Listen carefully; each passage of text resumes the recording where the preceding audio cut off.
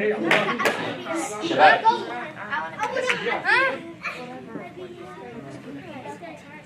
Okay. Okay, so today's Kahoot is only dependent on your behavior. I'm going to tell you from now. It's prepared, it's ready, but I expect to see completely different behavior, okay?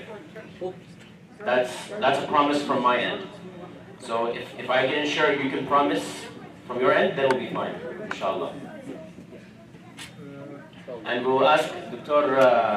Muhammad if we can go ahead with the code at the end. So he has to approve. Okay? I need you to sit over there, please. Over there, come on. Let's go. No, I need you to sit here. Over there. Off the walls. Play. So, today's topic, we started a couple of weeks ago. We started a couple of weeks ago on what? Yeah, procrastination and time management. Time management. Okay, excellent. At least you guys remember. So we ended off with bullying and harming others, and that's what we're going to be tested on today. Okay. Today we're going to continue the topic of time management. Okay. So how do you plan your time? How to organize yourself, and understanding the complete concept of time management from an Islamic perspective as well. Okay. So everyone has a busy life, right? Everyone is doing a lot. Everyone is, I'm sure, a jam-packed schedule. Okay. So the most important thing is that Allah subhanahu wa ta'ala wants you to have a balance, right? Does anybody know an ayah in the Quran that Allah talks about balance between this world and the next in managing your time? No. An ayah? Yes.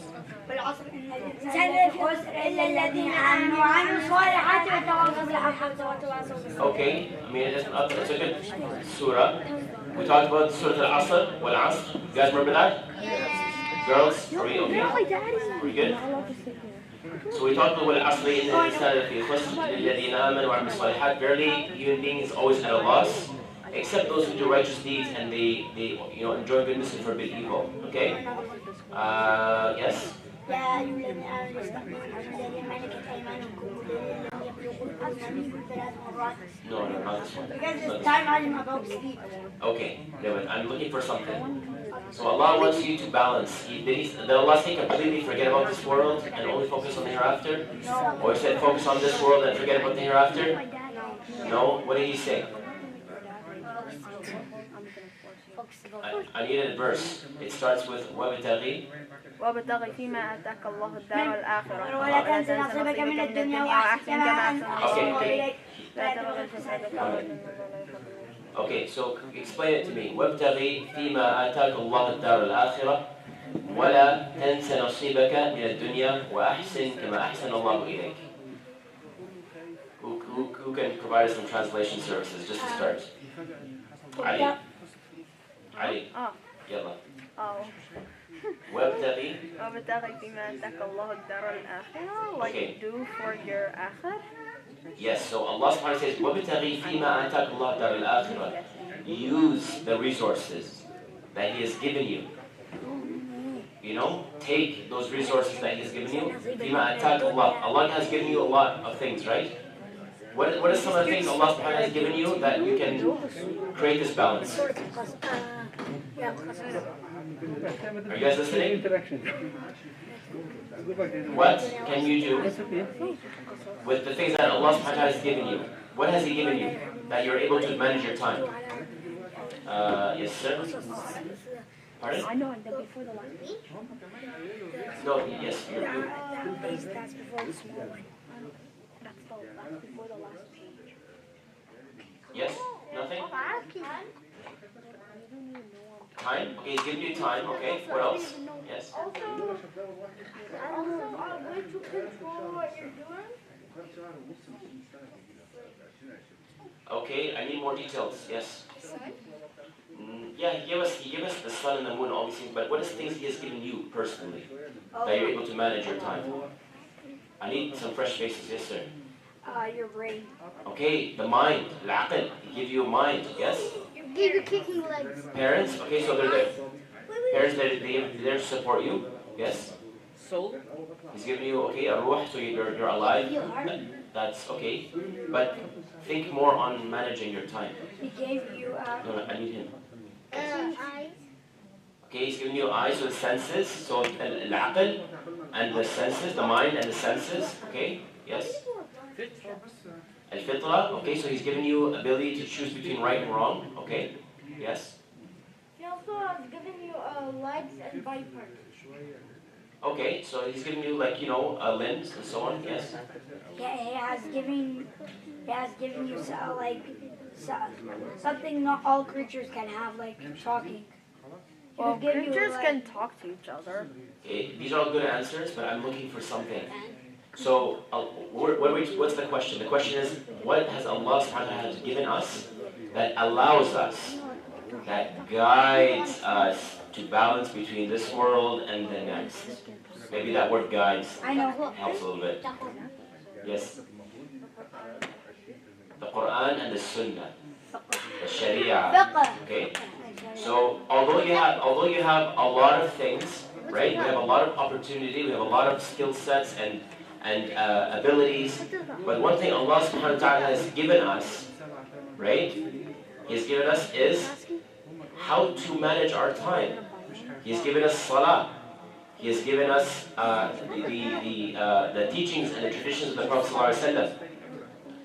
Right? We have a hadith, we have the sunnah, we have the ways of the prophets, we have the ways of the obviously the Quran, how the Prophet, the tabi'in, the sahaba, how they did things. Right? We have the ulama, we have the scholars, we have the ilm, we have knowledge. Right? So are you able to balance between this world and the next if you don't have knowledge? No. Because you don't know what to do.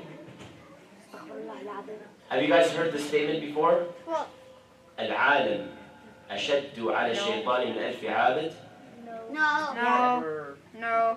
I heard it on social media Okay, before. العالم means the person who is knowledgeable. A person who is knowledgeable. Girls, are we here? Okay. The person who worships Allah subhanahu wa ta'ala with knowledge is harder on shaitan than the one than 1,000 worshippers. It means that there's people that they just worship Allah, they just pray, fast, but they don't know why they do things. Right? So they're not really wasting their time, but they're not making the best of their time. So if you worship Allah subhanahu wa ta'ala, ladies, thank you. If you worship Allah subhanahu wa ta'ala knowing why you do it, right, you catch the bonuses, right? Means like, you fast Ramadan, but you also fast the 6 days of Shawwal, right? If you wanna get the reward of fasting all year long, right? So they capture the bonuses. Although they enjoy their life in this world, like you might have a nice house, you might have a nice car, nice clothes, a beautiful family. You have all those things. A rizq, right? You have everything Allah has given you, al-fadl, also bounties. But you also balance that with, fasting Ramadan, fasting the 6 days of Shawwal, going for Hajj or Umrah, establishing the 5 pillars, establishing the 6 pillars of Iman, using your mind, using your common sense, using your fitrah, right? All this to become obviously al-ihsan, which is al-muhsin, to be the best level of faith, right? So Allah subhanahu wa ta'ala says, وَابْتَغِي فِيمَا آتَاكَ اللَّهُ الدَّارَ الْآخِرَةَ. With all I have given you in this world, from everything we mentioned right now, seek وَابْتَغِي فِيمَا آتَاكَ اللَّهُ الدَّارَ الْآخِرَةَ. He said, first seek the akhirah. Worship Allah subhanahu wa ta'ala as if you're going to die tomorrow. You worship Him. If somebody was to tell you, tomorrow's, that's it. Tomorrow's Yom Qiyamah. No, tomorrow is when you pass. If somebody told you, if we knew the time we die, today's what? February what? February 12th. 12th? China New Year, my birthday. Okay, if somebody tells you, Actually, today's my birthday. you have till Monday, To live. You're living till Monday, and for sure, Monday at 6 p.m., you're going to pass. You're going to go back to your Lord. How is your response going to be to that? And we're saying in the sense where this is actually true. You've been given the time you will pass. How are you going to react? I'm like, super strong. How are you going to react? So some people would like freak out, but some people say, you know what? I don't have much time anyways. Right? Whether we know when we die or whether we don't know, in the end we know we're going to go. So it's how you react, right? So do we have to kind of be reactionary or like, oh, I've been given the news, you know, if somebody say is terminally sick and they know there's like just like a few days left. The person who falls in the wells and right? dies. So if someone knew they have a few days left, the reaction will be very different. It will be very sincere, very real, very, you know, it's not a joke, exactly. But now when we don't know, we kind of relax and yeah, you know, no worries and we'll take care of it. Then maybe when I get older, I'll take care of that, or I'll go for Hajj when I'm, you know, my old age, or, you know, I don't have to. 120 years old. Muhammad, thank you. So there's that concept, which is a reaction. Your reaction, or you always respond versus being proactive. When you're proactive, and this is part of time management, if you're proactive, right, it means that you actually prepare before you enter, enter the situation, right? So for example, say you have a test on Monday, or you have a project to do. I have a test on Monday. Okay, or if you have a project to do before, you prepare. Have a long. So there are two types of people. You guys, excuse me. So I had listen to me. I have some people online reached out to me, said they actually are complaining about the amount of noise they hear on YouTube because you guys are talking a lot. And as I promised, I'm going to ask Dr. Muhammad if he approves for Kahoot tonight. It's not up to me, it's up to him. So if he approves, because he's watching, okay? Can I also approve? Pardon? Can I also approve? No. So Who wants to be a bad judge? Dr. Muhammad, the one who's sitting right here, our Hello. friend, he will decide if we have Kahoot or not. But Kahoot's ready. But I want you I don't want you to just behave for anybody. You have to listen to this halaqah, okay? You're here for a reason. So, in time management, the way Allah subhanahu wa ta'ala wants you to manage your time is live as if, you worship Him as if you will die tomorrow. Because if you were to die tomorrow, you would be praying all night. There's no sleeping. But when you learn and when you practice, live as if you will live for 1,000 years. Right? You practice with the best of abilities and you worship Allah as if you're going to live forever. Means that you say, oh Allah, give me a long life with ta'ah. Give me a long life with obedience. Because it's good to have a long life with a lot of good actions. You go to Allah with a really good record. Right? How long did Nuh live for? Wow, when I lived. He has freaking 950 years. His hands up. Is that thank you? 950 years, not 1,000. No, 1,000. Okay, that's Wait, close. I need hands up, please. Yes, sir. I don't know if it's known, but he was what's it called? He was like preaching Islam for at least 950 years. So he lived he gave da'wah for about 950 years. The narrations say between 1,000, maybe 1,000 plus, his full life was. So imagine, let's say 1,000 years, a full millennium. 1,000 years of calling to Allah, worship, remembering Allah. His like bank account, who would say bank account? His account of deeds is going to be heavy, right? Just the fact that, as they say, al-jibalu min al-hasa, that mountains are a bunch of pebbles. So if you add a pebble a day, one day you'll have a really big mountain. If you add a good deed a day, you'll have a really big mountain of good deeds. But You add a small bad deed a day, and those small bad deeds also pile up. a small bad 1 deed second. will. I need you to listen. So, the fact that we don't have time, the fact that we don't know when we will pass, and we do know we will go, we have to use our time wisely.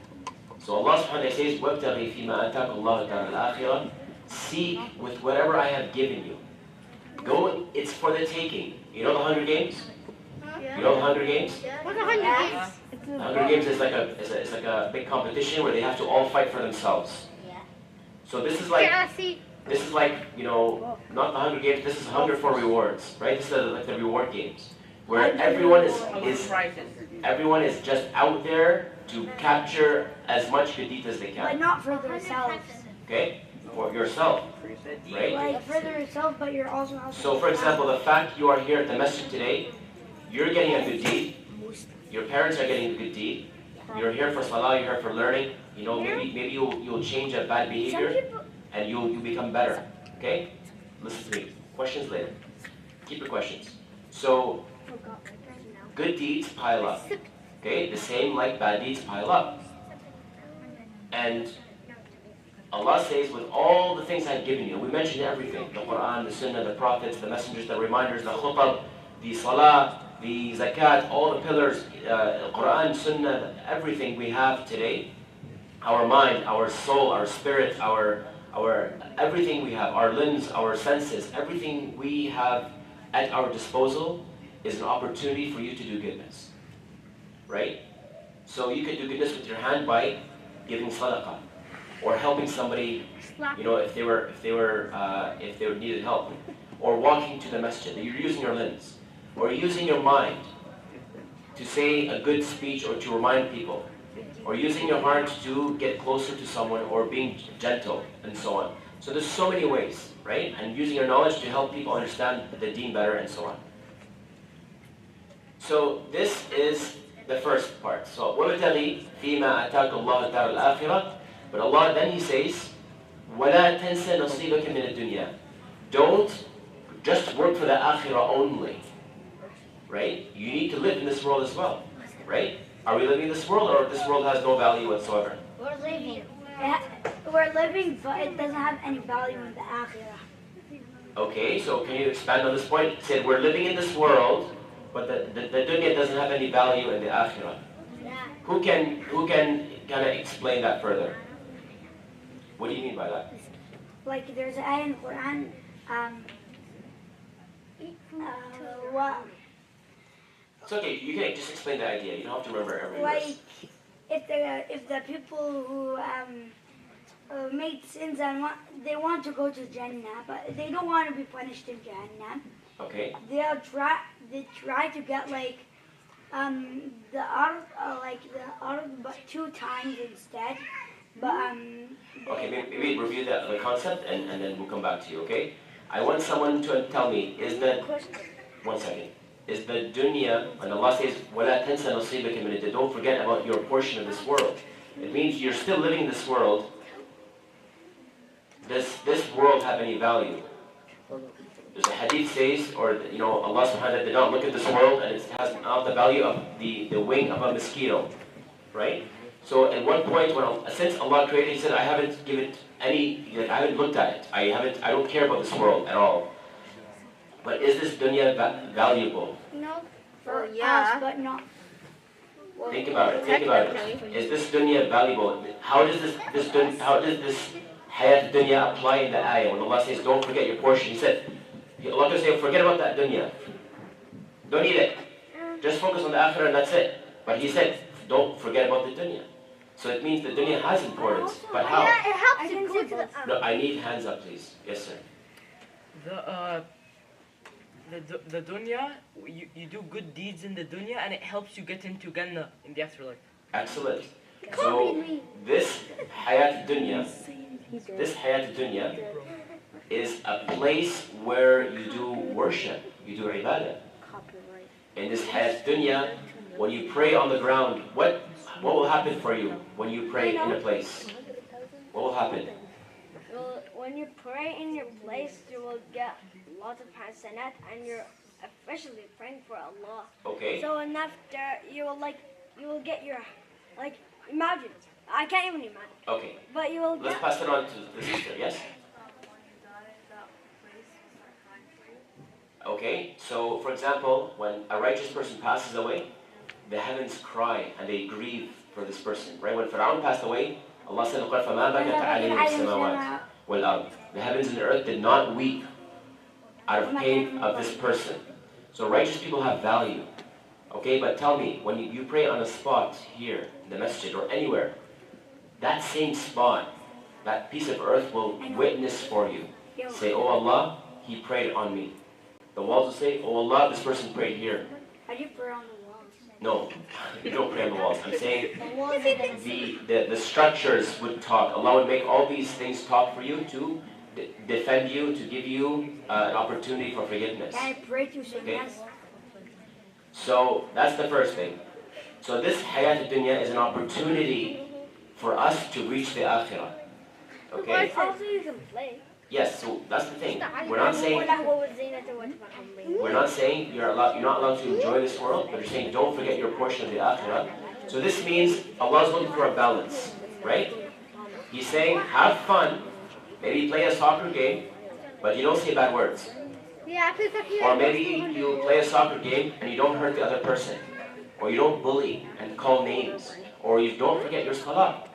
Some people that play, and salah time comes, you're still playing. It's like, Please. One second. So the right balance is that yes, you are enjoying this world, you're staying healthy, you're having your time with your friends, you're in good company. Like today. Okay? But you don't forget your salah. Imagine you came to a place and you did everything you're supposed to do, but salah time came, you forgot about it. Okay?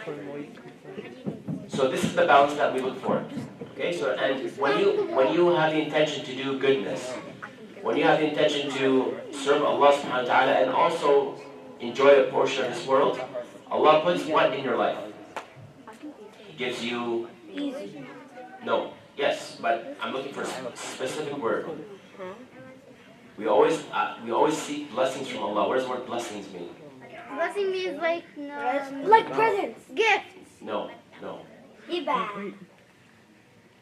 Present is hadiyah or gift. Allah gives That's you what blessings. I said. What is blessings in Arabic? Barakah. Barakah. Jazakallah khair. MashaAllah. Allah puts barakah in your life.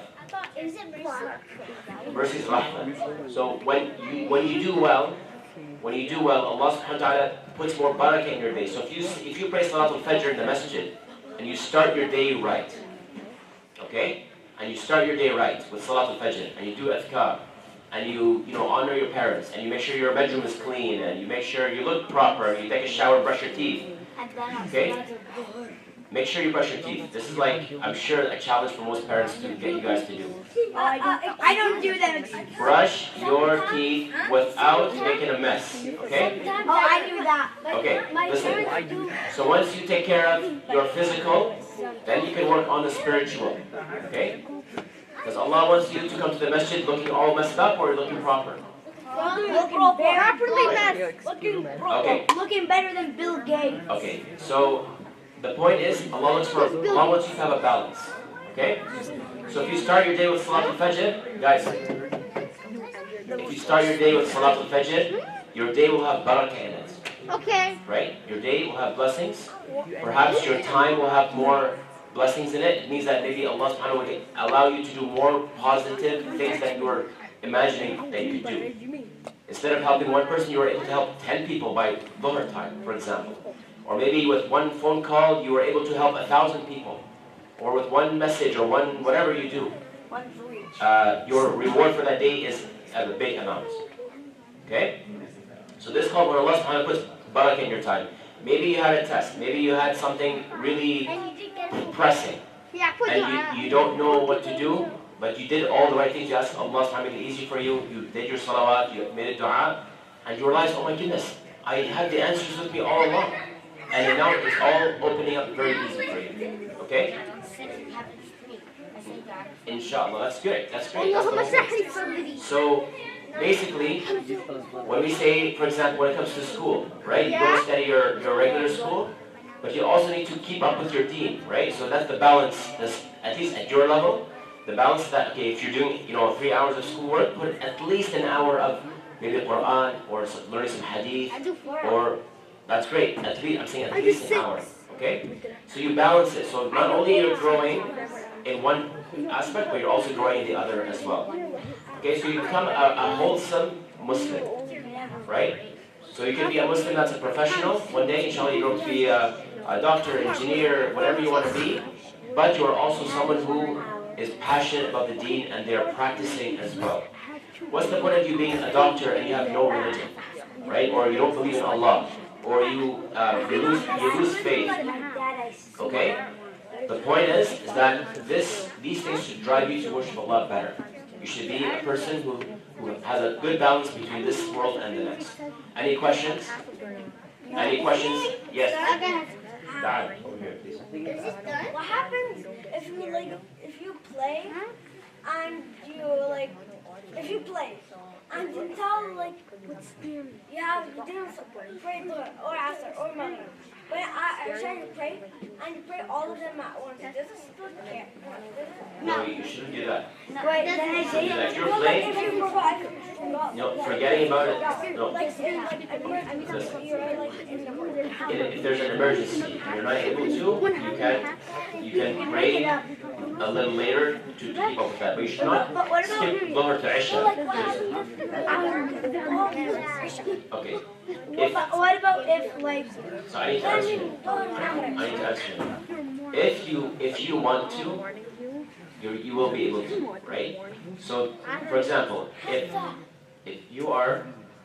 you make salah the most important thing to schedule your day, then you plan your day around the salah. You don't plan your salah around your day, right? It means that if you have an event or a program, you say, okay, I'll do it before Dhuhr or after Dhuhr. But not just, I'll choose a time and it happens to be at 1 o'clock and my program starts at 1. Well, brother, if you have the ability to change that, or sister, if you have the ability to change that, change it. Make it before Dhuhr or after Dhuhr. Use the salawat as an opportunity to regulate your day. schedule it. Okay? So if you have, just like this program, for example, if you, we have the program maybe between Maghrib and Isha. So you catch 2 salawat in the masjid. Or if it's after Salat al-Isha, you come for salah first and then you pray. What happens if somebody says, no, I'm only coming for the halaqah, but salah I will Wait, how pray. do you put it in the airplane? 1 second. If somebody says, no, I want to come to learn, but salah, I'll take care of it later. Is that acceptable? Astaghfirullah. That's not acceptable, right? So Allah subhanahu wa ta'ala wants us to do the mandatory first, and then the extra, it adds to it, right? And that's where your blessings will be added.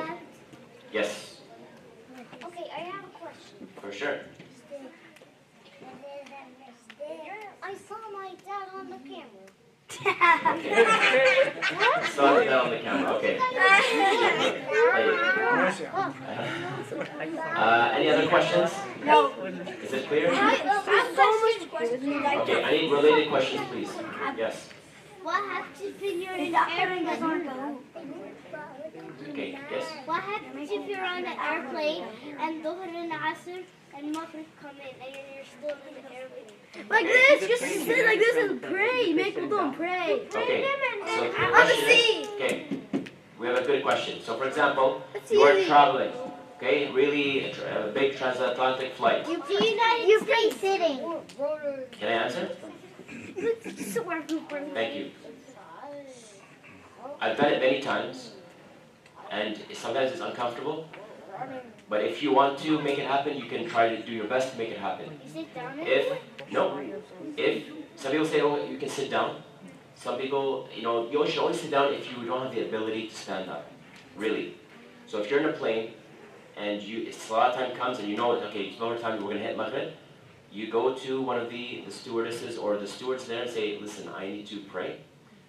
Take me to a spot where I can, just a small little space, I just need to do a quick prayer. And I had people in airplanes, in Air Canada, so I was praying in the back of the kitchen, for example, and while I was praying, we couldn't find anything, so I was praying on the ground, like straight on the carpet. She actually came, brought a blanket, and spread it for me while I was praying salah. This is one of the ladies who had no idea what prayer was. She came and she spread the thing for me to pray. Sometimes you might have people that are uncomfortable. Some people said, oh, at least he's praying. If something happens, God will save us because of him. Okay? So, yes, there might be mixed reactions, but if you really want to establish salah, and you have Did you to, actually do it?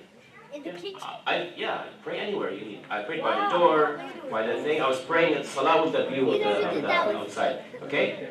So my point is, if you want it to be possible, and now, come on, if you can pray before you fly, always do that, right? It's always be better. Now, if you are able to pray Dhuhr, and your flight says at 3 p.m., but you're at the airport at 1 o'clock, what are you going to do? Are you going to sit and drink Tim Hortons coffee and donuts, or are you going to do something before you go? Do something before you go. Go to a halal gang and No. pray with them. What you're going to do, before you go to security, if you're in Edmonton Airport, there's a prayer hall. There's an actual prayer hall. You go, you pray Dhuhr and Asr. I never saw that. And you can combine them. You can combine them. Means you can pray Dhuhr and Asr together. So you don't have to pray till Maghrib.